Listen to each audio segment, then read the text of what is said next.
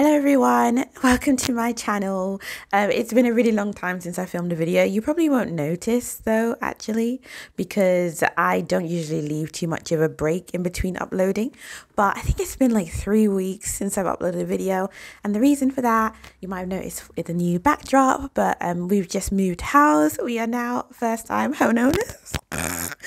Yes, so my husband and I have just bought a new home, and so we've been really busy, but we are in a whole new space and I feel super regenerated. I feel super excited about everything. But yeah, before I go off on a tangent, so that's not what today's video is about.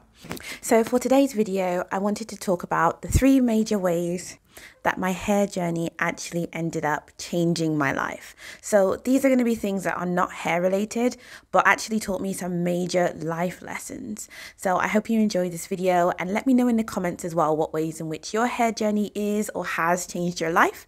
And although it takes me a while, I do read every comment and I do reply to every single one. So before we get into it, actually, this video is sponsored by me. This video is sponsored by me. I just wanted to let you all know that my website has now fully restocked. So everything is in stock at the moment. I know. It's been a while. Every time I put a new batch of hair butters out, they sell out so quickly. But I've restocked it really heavily this time. When I tell you I was cooking up a storm, I was cooking up a storm because I was determined to restock the whole site, and I finally have. So if you've been waiting for a while for a scent that you wanted, this is now the time to grab it. So I'll leave the link to my website in the description. It is now free shipping all over the globe. So the price you see is the price that you get.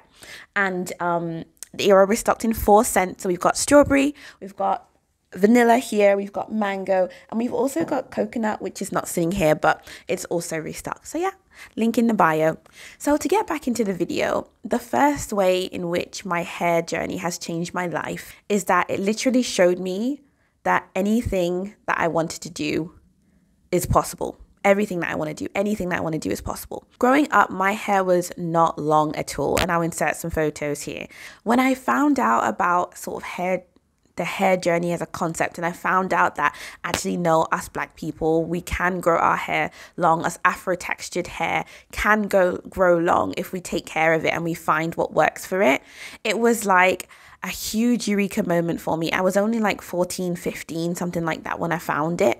And I was super excited. And because I was super excited, I wanted to tell everyone about it, right? So whenever an auntie came round, I would tell them all about it. Uncle, I don't care, man, woman, banana, dog, anyone that came round, I'd just give them the lowdown. And oh my gosh, natural hair, and this is how you grow it. And the whole time, everybody was rolling their eyes at me. I remember one aunt in particular put her hand on my shoulder and basically tried to let me down slowly and let me know that I'm not mixed, so that wouldn't be my destiny. The hair that I was looking at wouldn't be my destiny. And even when I was showing her photos of other women who have achieved the hair that I was looking for, or the length of hair that I was looking for, she would say, they're not sharing it with you, but they're mixed. And the thing is with that is I was so convinced, no matter what anyone in my family said, I was like, no, I'm going to get long hair and I'm going to show them. And then eventually, as the years went on, the people who would go from, it's not going to happen for you. Oh, yeah, that stuff doesn't really matter, blah, blah, blah, blah, blah. Their words changed from it's never going to happen to either one of 2 things. So one type of person would be, oh my gosh, what are you using in your hair? What are you using in your hair? What are you using in your hair? Everybody would ask me that. And I would be like, wrong question. Wrong question entirely. But that would be one side of things. They would really want to know what I was doing, right? But the other side of people would then have a response that I couldn't have even have dreamt of receiving. And that was well, your hair was always long.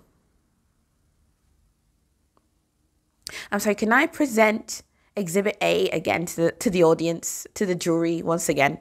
So this was my hair, and they would tell me, your hair was always long.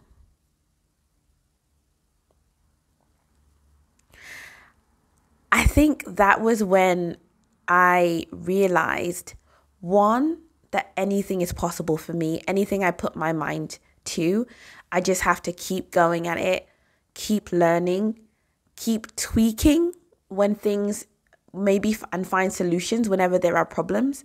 But it also taught me that you cannot rely on other people to be with you in the journey of whatever it is.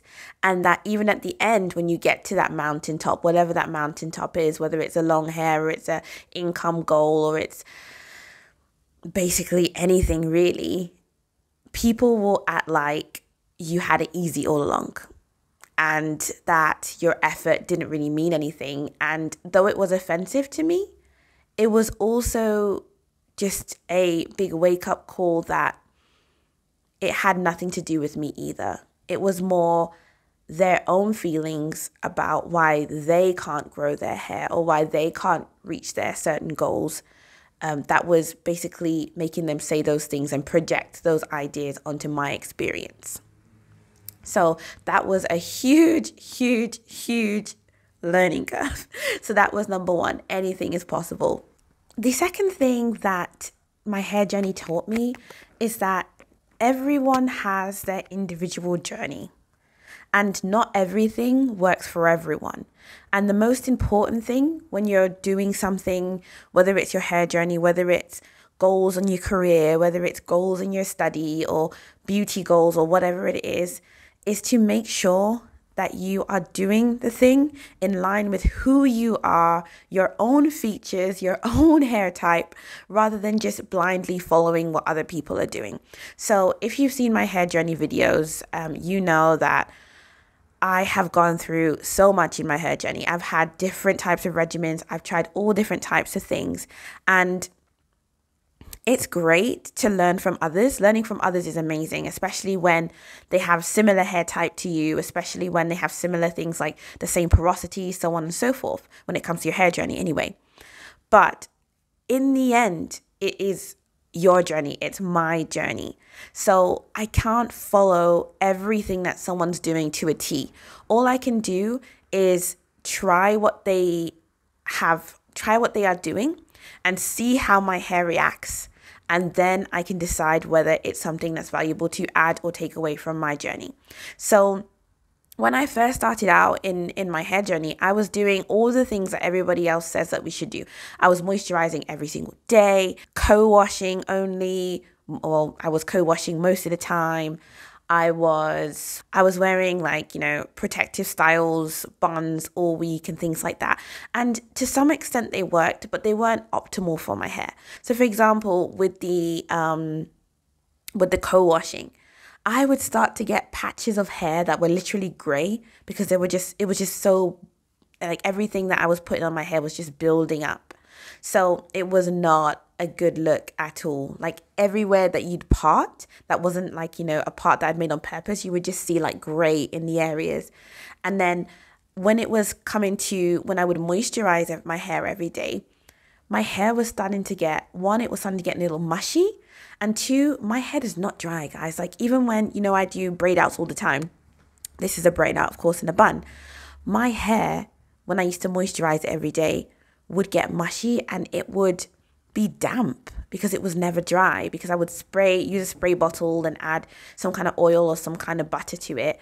And then it would just be or some kind of cream. And then after a while, I would get into the scalp, sniff my hands, and it would just be damp and it just smelled horrible.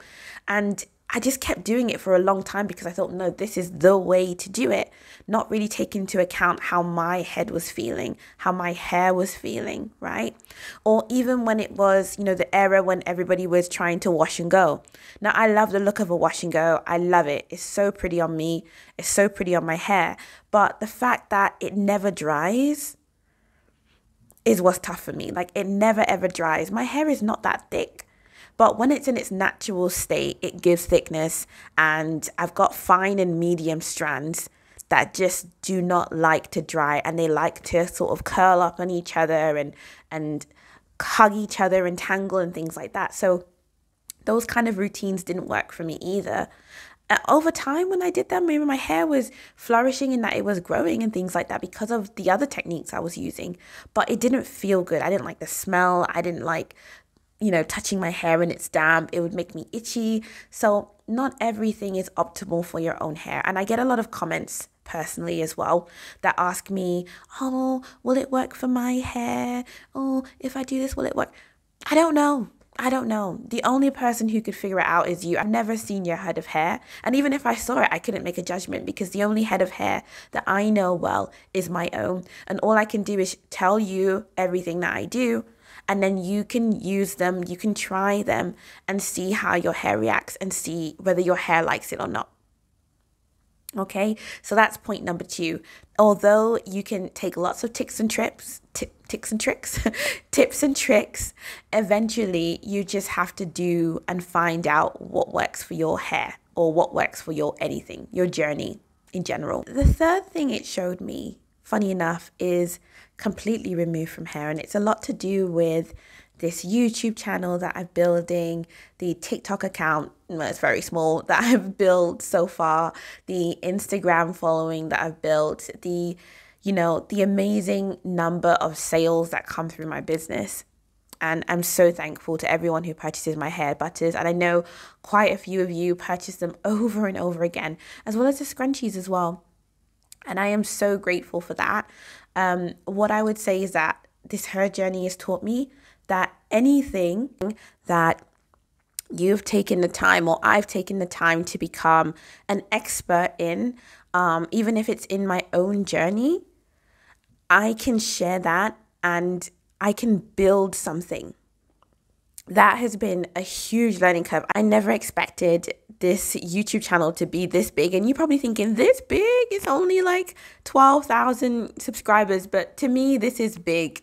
I've never had this kind of audience before. I've always wanted a YouTube channel since I was since I was 16, which is probably around the year that YouTube actually appeared. But since I was 16, so 11 years ago, I've always wanted a YouTube channel. I've always wanted to come out in front of people, and until natural hair and until feeling the confidence of being an expert, at least in my own head of hair, I never gave myself the chance to be seen. And so it has taught me that anything, whether it's your hair or knitting or even something in your career that's a skill set, or cooking, or basically anything, just the ability to show up as yourself, you can build something from that. And that has been an amazing learning curve for me. So I want to thank you so much again for supporting my channel, and I hope you enjoy my videos, and thank you so much for purchasing my hair butters and my scrunchies. I can't say thank you enough. So that's the end of this video. Let me know again in the comments what your hair journey has taught you. I would love to read all about it, and I'd love to reply. Thank you so much, and I'll see you in the next one. Bye.